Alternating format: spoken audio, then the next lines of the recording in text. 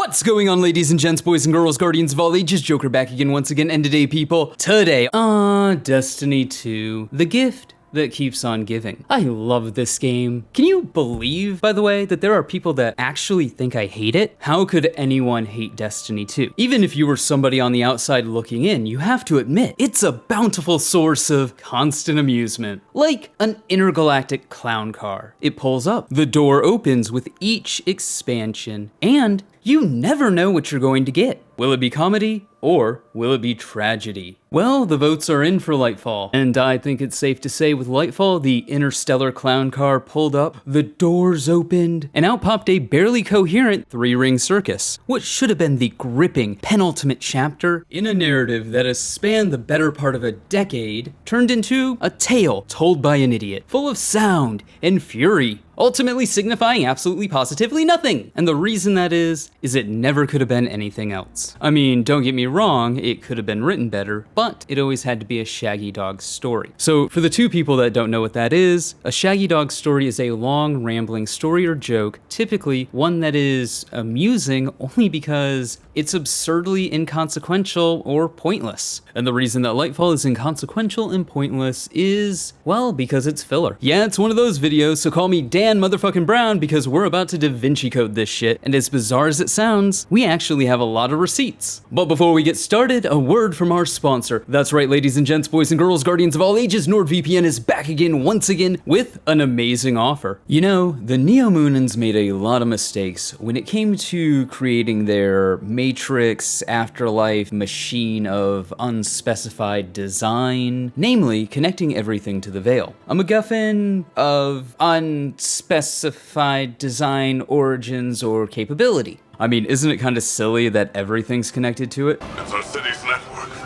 our infrastructure, our people, our defenses. That's about as stupid as using the same password for everything. What if somebody tried to, I don't know, backdoor the Cloud Arc? Oh wait, like they did in the game. Now, while it's all fun and games to joke about the incompetent cybersecurity in a video game, your own cybersecurity is something you should be taking very seriously. For example, much like Guardians are humanity's first line of defense in the fictional universe of Destiny, your password is the first line of defense in the, well, very real world of the internet. Unfortunately, most people don't take it seriously, using things like significant other's name plus 123, or making their password.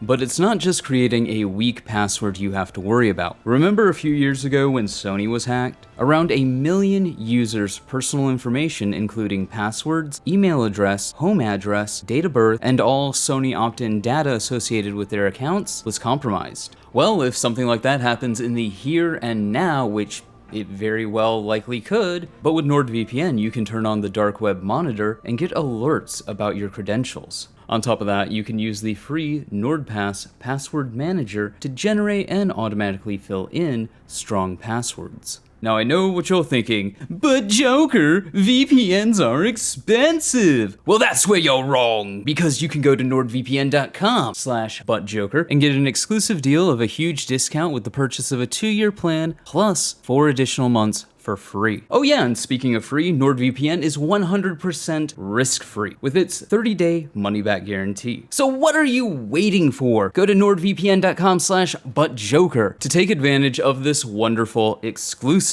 deal. And with that, I'd like to thank NordVPN for their continued sponsorship. So originally this video started as the spoiler part of my review. I had this script, it was all fire and brimstone, tearing down every aspect of Lightfall's narrative. But I mean, what more could I provide other than the cathartic release of tearing it down and ripping it apart? If you somehow don't already have an opinion on the narrative of Lightfall, this clip from Bife is really all you need to know. In a moment where Bungie needed to start answering questions that they had been posing to us for a very long time, they are tight-lipped, narratively speaking.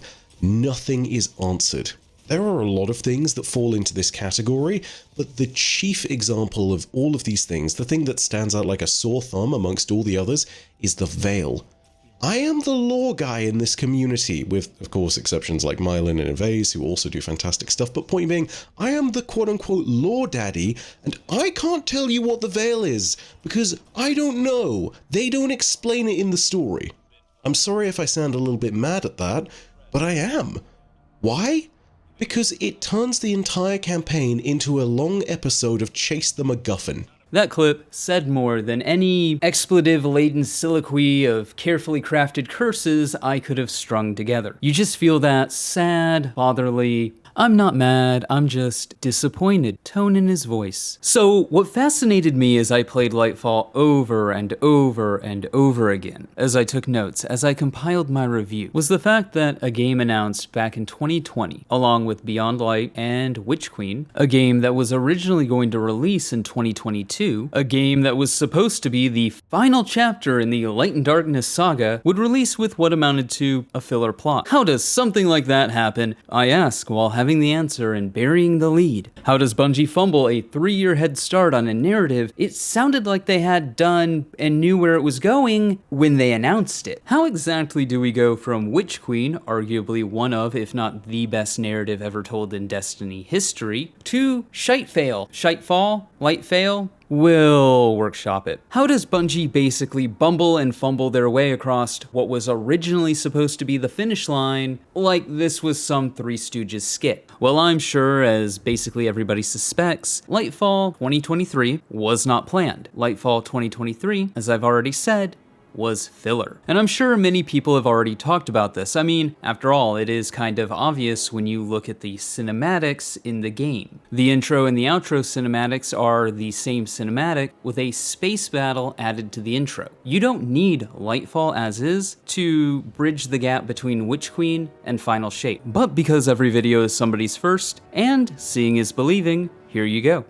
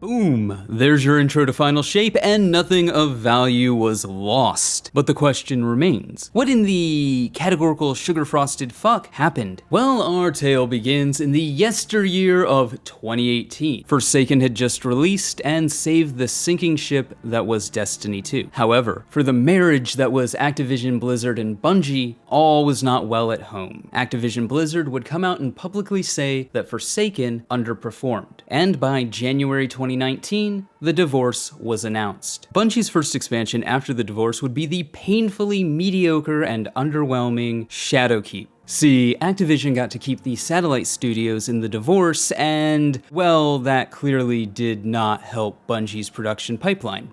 What is that pyramid. And Shadowkeep was the inevitable conclusion. Bungie was in a pickle. They had laid the foundation for the future of the Light and Darkness saga, but now they needed something more, something concrete. They needed an ending. However, not only did they need an ending, they needed to get ahead of the curve when it came to production. After all, they were an indie studio now with no safety net. In June 2020, Bungie would announce the 2 expansions that would follow Beyond Light and end the Light and Darkness saga, Witch Queen and Lightfall.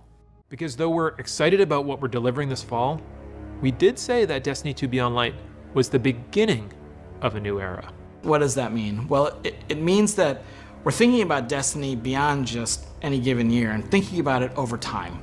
And so we want to take a look into kind of the long future of Destiny. But when you want to look ahead, like we're about to do, it all starts back at the beginning.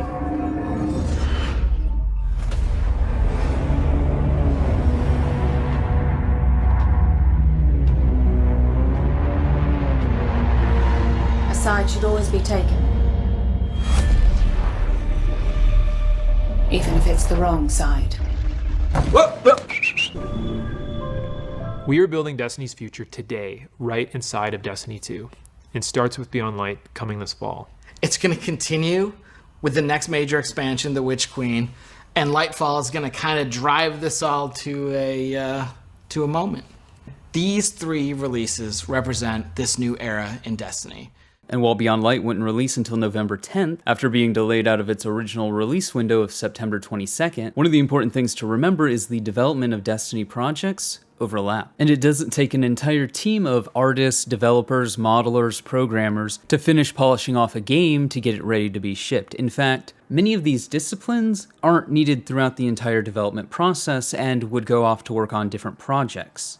This is why all the seasonal feedback for Witch Queen won't see any implementation into the new seasons, more or less, until after Season of the Deep. Because while they can change a few things here and there, most of that content is already locked in. And so with that in mind, it's not unreasonable to assume that development on Witch Queen, be it pre-production or actual development, had already begun. I also don't think it's unreasonable to assume that when they announced this, they had the stories in hand. Vow of Disciple, the raid, was probably already in some form of production because the raid team is its own team. Deepstone Crypt would have been finished, and Vault of Glass was a copy-paste for all intents and purposes. And while I'm sure that still takes a lot of time to produce, it's nowhere near as labor-intensive as conceiving new mechanics, new encounters, new bosses, and a new raid. And like I said, I think it's also safe to say that Bungie would have had the ending to the Light and Darkness saga, and having this ending in hand would actually be rather important, because Bungie wants to be a multiple IP studio. So it's in their best interest to be as far ahead in any areas of production that they reasonably can be.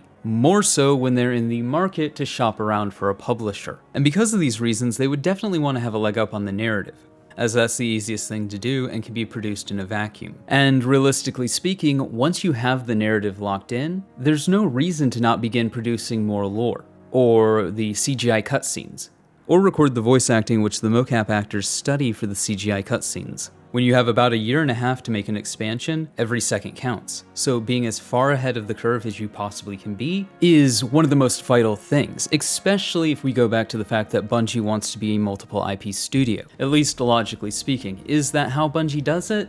We don't know. But I also have a hard time imagining various teams, each separated into their own disciplines, sitting on their thumbs for large periods of time when there are things that can be done. We also know from their GDC 2022 presentation that they're not above cutting things and setting that content aside and shifting it to other places, other releases, if they believe it to be an over-delivery. But moving forward, in November of 2020, Beyond Light would be released, and the less said about that, the better. This would also be the time that Joe Blackburn would go from assistant game director under Luke Smith to game director. This change wouldn't be announced until February of 2021. Now, why is it important to have a broad idea of how long Witch Queen was in development, and what parts may have, logically speaking, been further along than others?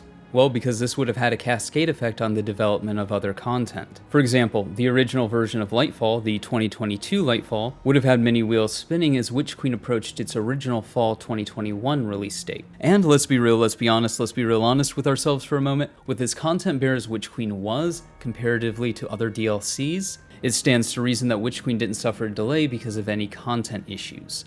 and that Witch Queen's delay was more of a strategic business realignment. For you see, if everything had gone according to the original plan, Beyond Light would have released in 2020.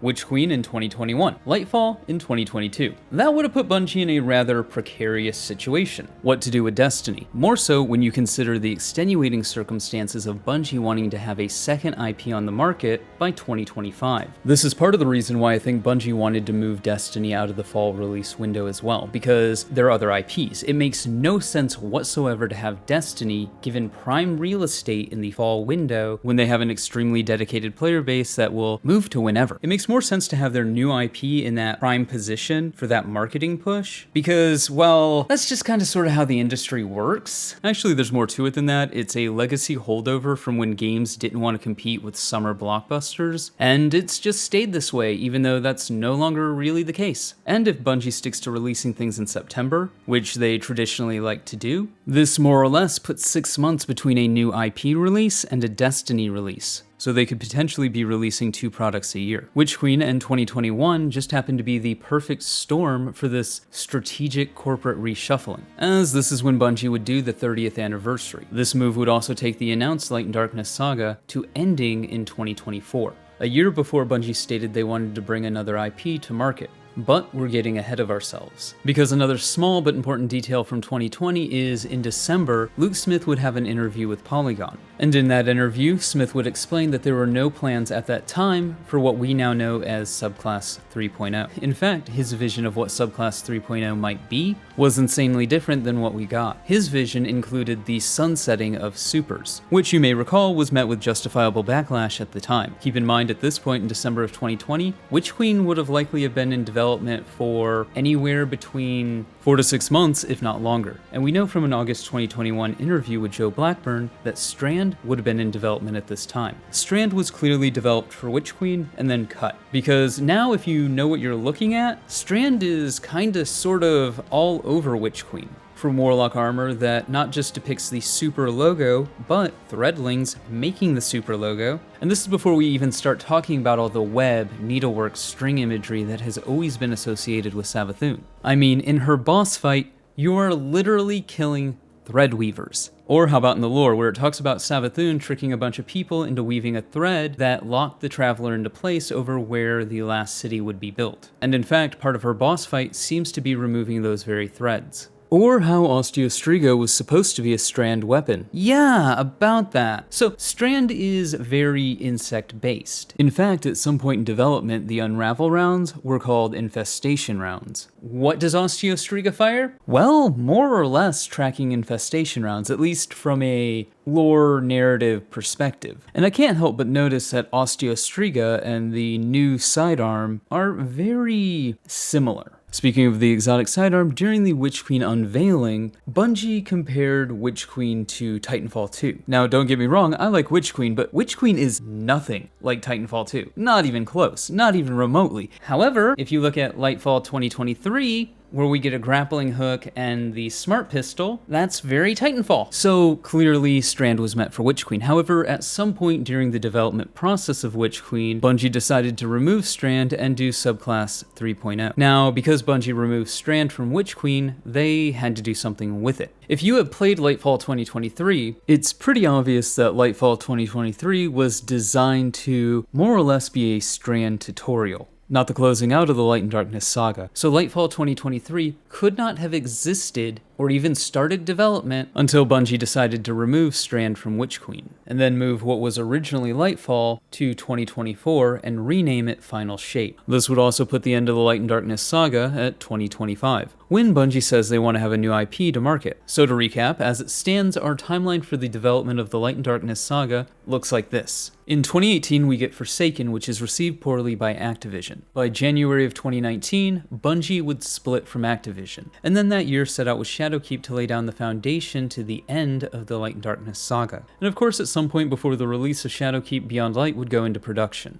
By June 2020, Beyond Light is nearing the end of its development. At this time, Bungie announces the end of the Light and Darkness saga, with Witch Queen to be released in 2021 and Lightfall to be released in 2022. At this time, Witch Queen would have been in some form of development. Also, it's not unreasonable to believe, because they announced it, that at this point, if not earlier, Bungie not only had an outline for where they wanted the Light and Darkness saga to go and end, but the overall narrative was finished being written. This is more or less supported by Lightfall 2023 being a nothing Shaggy Dog story. So it wouldn't be an unreasonable assumption to assume that Bungie didn't want to fuck with the work that they've already done. In December of 2020, Luke Smith would state at that time there was no plans for Subclass 3.0. Now, going into 2021 is where a lot of important events happen.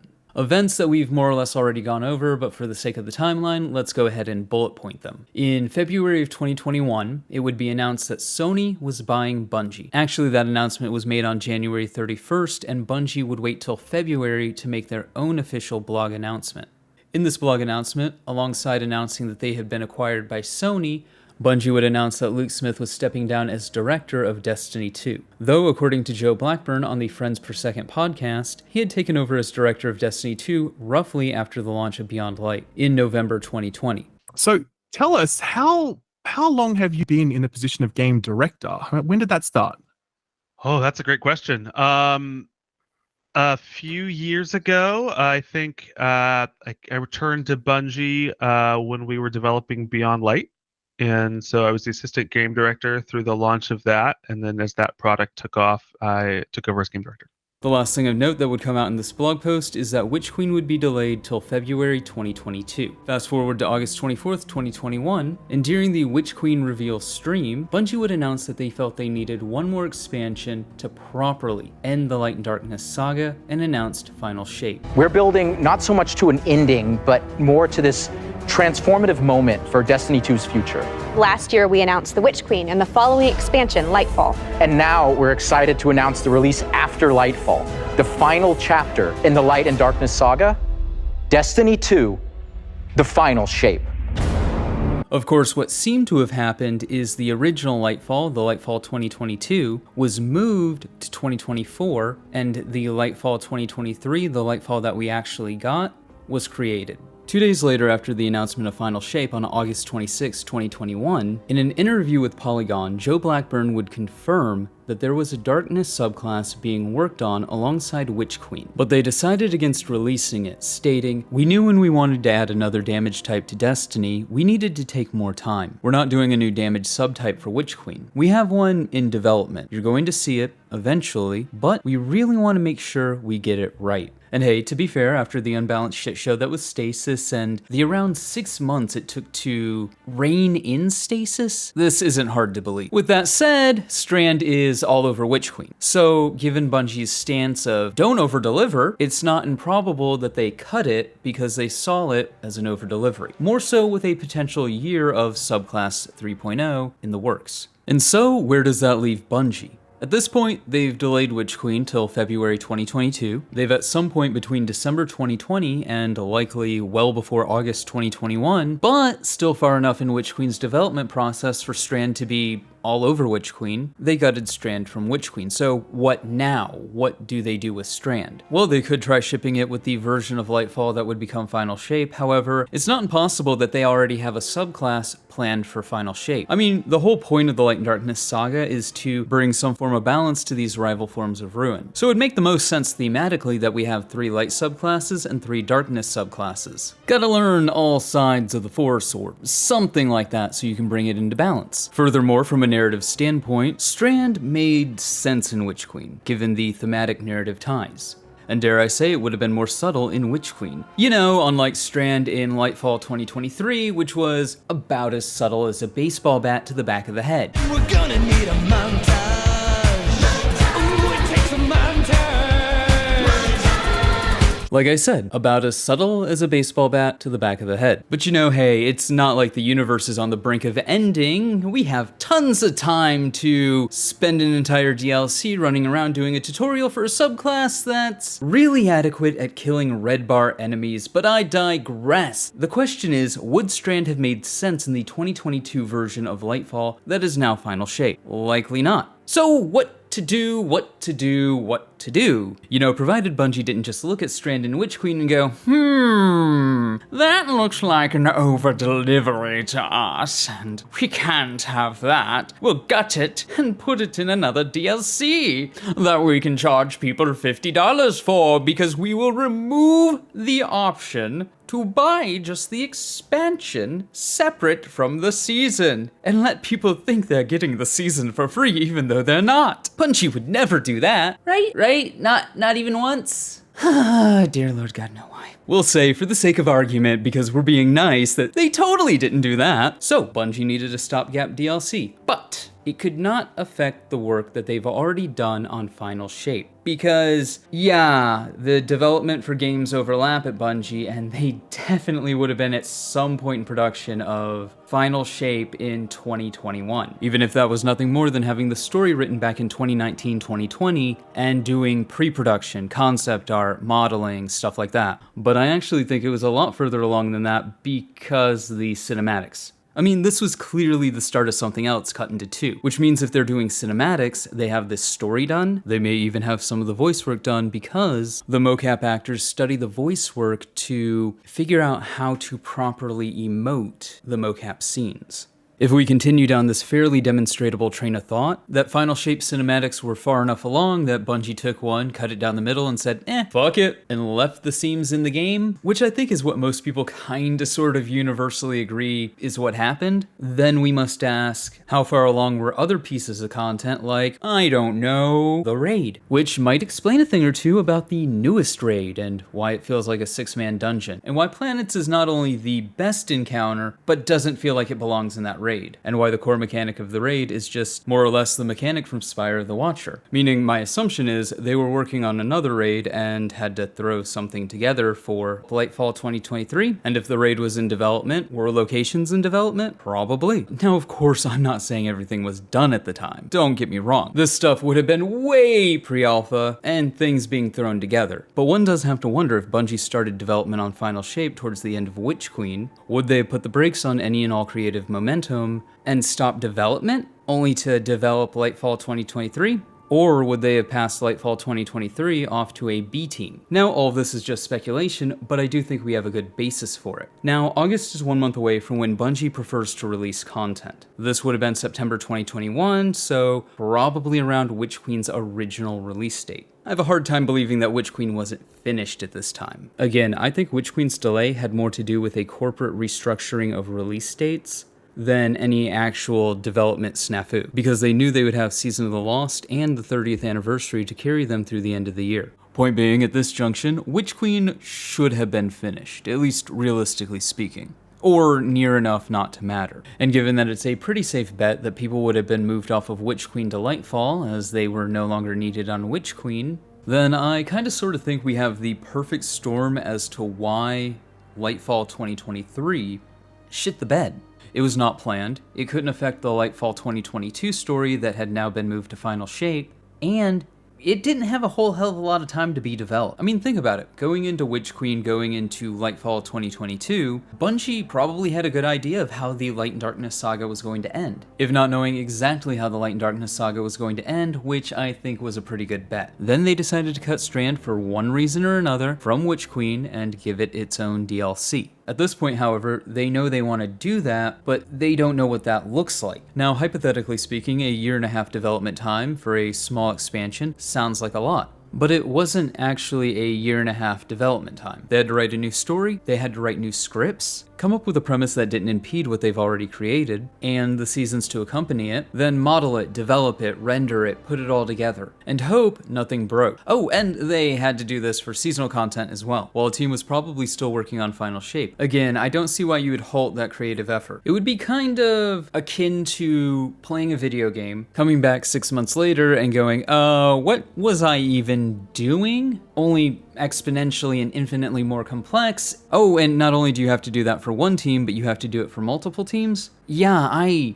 just don't see that happening. It would be vastly more logical to do an A and B team, and work on both projects simultaneously. And I think this conclusion is the only one that makes sense when you look at Lightfall as a total package. I mean, look at Lightfall just from a what you get in the box perspective. Lightfall is essentially some exotic quests, a bad story, an empty location, one strike, one new set of armor for each class, a subclass that was originally supposed to ship with Witch Queen, and the easiest raid since Crota's End. But I digress. Now, at the end of the day, this is all just speculation, but given the timeline, it makes the most sense. Now, does this excuse Lightfall, its story, and its quality? No, absolutely not. They could have told a better story. They could have told a more coherent story.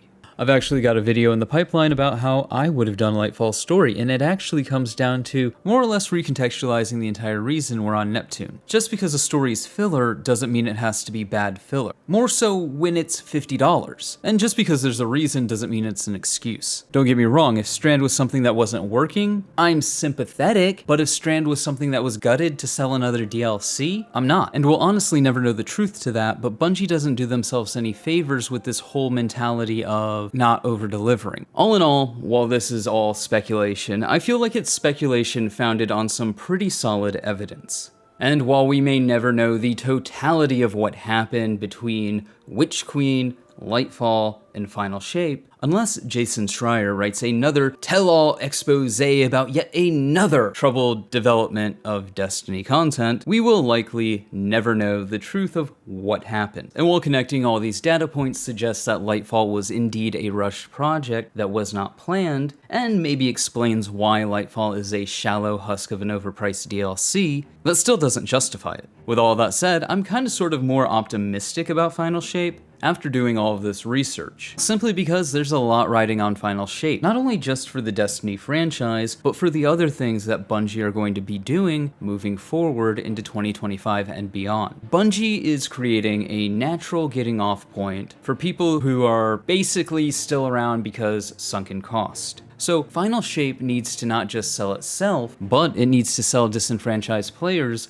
on the future of the franchise. But not just the future of the Destiny franchise, the future of all of Bungie's franchises. If Final Shape shits the proverbial bed, if everything the last decade has been building up to is just, that was alright, or even worse, just bad, that's not gonna be a good thing for anyone. And I don't think Bungie can afford to have that happen. Final Shape has to be their Halo 3. It has to be their Halo Reach. It has to be their proof of concept for the next 10 years. And maybe call it copium, maybe call it hopium, maybe call it sheer fucking insanity. But I think Final Shape is going to be good. Because 1, it has to be good. 2, it's been probably in development for a long time. And 3, anytime Bungie needs a DLC to be amazing, magically, it's amazing. Look at Taken King. Look at Rise of Iron. Look at Age of Triumph. Look at Forsaken. Look at Witch Queen. Every time there's a need for Bungie to succeed, to show us what they can do, more so if they have the time to do it, they do. So while it is copium, it's not necessarily unfounded. But hey, those are just my thoughts. Let me know yours in the comments below. Remember to like, but only if you did. Subscribe for more. Feel free to donate to my Patreon if you're feeling particularly generous. And above all else, stay frosty.